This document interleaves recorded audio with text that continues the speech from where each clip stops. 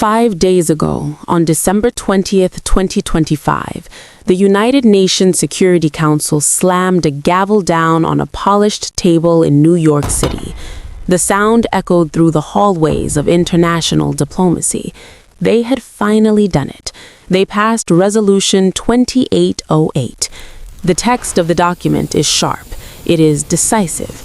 It uses words like demand, immediate, and unconditional. The order is simple.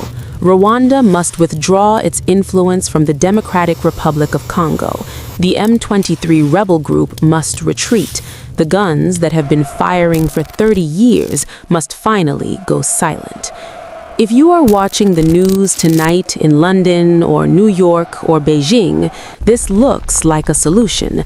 It looks like the international community is finally stepping in to save the day.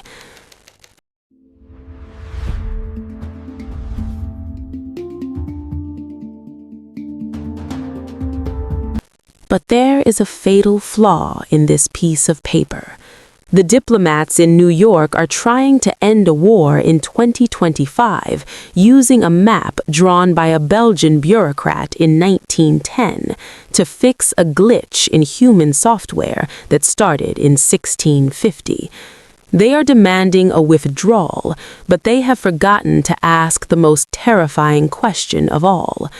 How do you withdraw an enemy who is already home? This isn't a war between two countries. It is a civil war inside a single ecosystem that was sliced in half by men who never set foot on the African continent. To the government in Kinshasa, the rebels seizing towns like Uvira are foreign invaders. To the rebels themselves, they are indigenous citizens fighting for their right to breathe. And the tragedy is, they are both right. Welcome to the Eastern Congo. Welcome to the War of the Invisible Line. To understand why 319 civilians were massacred in North Kivu this past July, we have to do something difficult. We have to delete the words Congo and Rwanda from our brains. We have to erase the borders. Go back to the 17th century. The year is 1650. The map is blank. There is no democratic republic. There are only hills, mist, and kings. In the east, you have the Kingdom of Rwanda, a powerful centralized monarchy. And in the west, in what is today the South Kivu province of Congo, lay the Ntombwe Plateau. It is a geological paradise. High altitude, cool air, no malaria, and most importantly, endless green grass. History teaches us that nature abhors a vacuum, and so does a cattle herder. Starting in the mid-1600s, families from the Rwandan kingdom began to drift west. They weren't an army, they weren't invaders, they were looking for pasture. They crossed the Ruzizi River and settled on those high plateaus. They brought their long-horned cattle, they brought their language, Kinyarwanda, and they brought their culture. They became known as the Banyamulenge, the people of Mulenge. Now, we need to address the elephant in the room, the two words that have defined every headline coming out of this region for 30 years, Hutu and Tutsi. If you listen to the mainstream narrative, you have been told that these are ancient, blood-feuding races. You have been told they are like cats and dogs, biologically destined to kill each other. That is a lie. In the pre-colonial Great Lakes region, Hutu and Tutsi were not races. They were economic classes. It was a description of your bank account, not your DNA. It worked through a social contract called ubuhake. The system was simple. If you farmed crops, you were Hutu. If you owned cattle, the currency of the realm, you were Tutsi. But here's the mechanism that modern history forgot: mobility. If a Hutu farmer had a good harvest, grew rich and bought 10 cows, he didn't just get rich, he became Tutsi. His children were Tutsi. His grandchildren were Tutsi. Identity was fluid, it was flexible, it was a social ladder that allowed pressure to escape. For 300 years, this system managed the tension. And then the Europeans arrived, and they brought their measuring tape. The year is 1885, the Berlin Conference. Men in suits, smoking cigars in a room in Germany, sliced up the African cake. Germany took the east, Rwanda. Belgium took the west, the Congo. But map-making is messy work. The map they drew was a rough draft. It cut through forests and mountains without precision. So in 1910, they met again in Brussels to fix the typo. The 1910 Convention of Brussels. This is the moment the glitch occurred. Germany and Belgium agreed on a new precise borderline. And when that line snapped into place, it cut directly through the grazing lands of the Banyamulenge. Overnight, people who had lived in the West for 250 years woke up in a new country. They looked like Rwandans. They spoke Kinyarwanda. They had the culture of the East, but the map now said they were Congolese.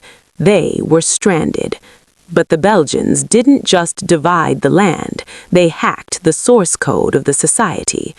When the Belgian administrators arrived, they looked at the Tutsis, these tall, cattle-owning aristocrats, and they couldn't wrap their racist minds around it. They said these people are too organized, too noble to be regular Africans. So they invented a fairy tale, the Hamitic hypothesis. They taught the Tutsis that they were actually a lost Caucasian race, that they were black Europeans, that they were born to rule. And they taught the Hutus that they were indigenous peasants, born to serve. Then, in 1933, Belgium committed a bureaucratic crime that is still killing people today. They issued the identity card. They took that fluid economic system where you could move up and down based on your cows, and they froze it into concrete. Did you have 10 cows in 1933? Fine, you are Tutsi, forever. Your children are Tutsi, your grandchildren are Tutsi. Mobility was dead. Class became caste. The Belgians created a racial target, pinned it on the Tutsis, and then, in 1960, they packed their bags, got on their planes, and left the building. The colonizers left behind a time bomb. In the chaos of 1960s independence, the Banyamulenge, those Kinyarwanda speakers stuck in the Congo, were in a dangerous spot. To the locals in the Congo, they looked like the favorite children of the colonizers. They were viewed with suspicion. Enter Mobutu Sese Seko, the dictator of Zaire, the man in the leopard skin hat. Mobutu was a master manipulator. He knew there were thousands of Kinyarwanda speakers in the East, and he needed their support to control the region.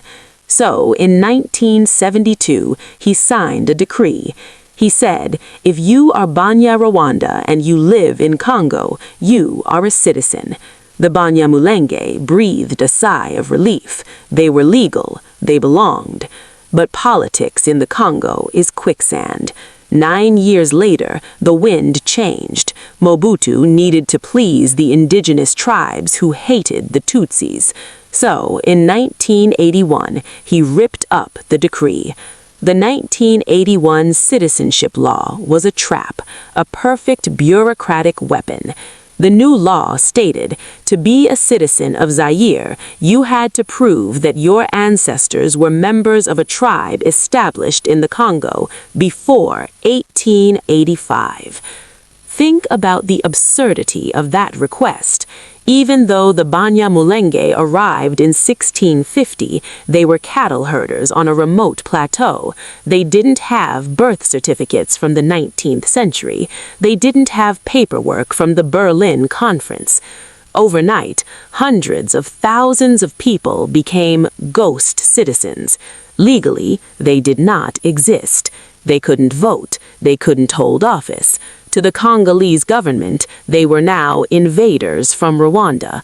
To the Rwandan government, they were foreigners living in Congo. They were homeless in the only home they had ever known.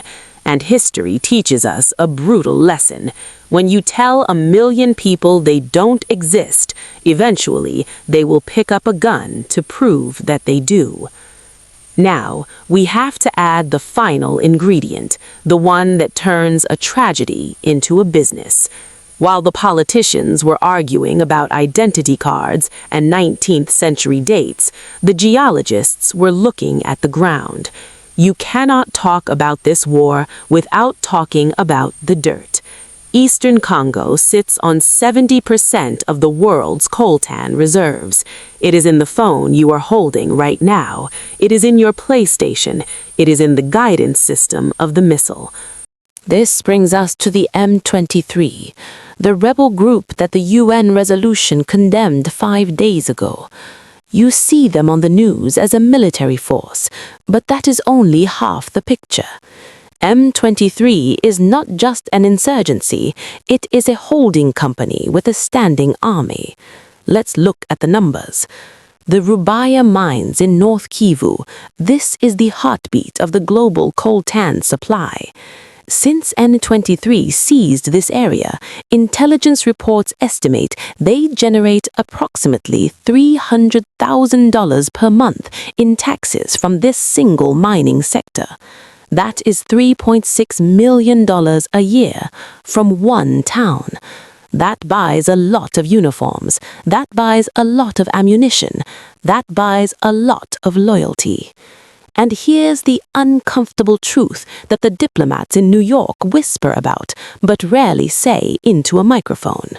Rwanda is one of the world's top exporters of coltan. In 2023 and 2024, data shows Rwanda exporting more coltan than the DRC itself. But here's the catch. Rwanda has very few coltan mines. The minerals are dug in the Congolese mud, often by ghost citizens who have no other choice. They are smuggled across the invisible line, they are stamped in Kigali, and they are sold to tech giants in Silicon Valley and Shenzhen. The chaos is profitable. If there was peace, if the Banyamulenge was citizens, if the border was secure, if the state was strong, the smuggling would stop, the free money would dry up. So the war becomes the business model, the identity politics, the defense of the Tutsi, the fight against the genociders. That is just the marketing department. So we return to the headline, December 2025, Resolution 2808. The UN demands a withdrawal. But now you can see why that word is so hollow. You can withdraw a tank, you can withdraw a battalion, you can withdraw a border post, but you cannot withdraw a history. You cannot withdraw the 1.1 million people displaced in North Kivu right now. You cannot withdraw the trauma of the 1994 genocide that pushed the killers into the same forests as their victims. And you cannot withdraw a population that has grazed cattle on those hills for 400 years simply because a Belgian mapmaker drew a line through their living room. We are watching a modern war fought with 21st century drones over a border drawn in 1910, fueled by racial theories in 1933, legitimized by laws in 1981, and paid for by the device in your pocket. The line on the map is invisible, but the graves are very real.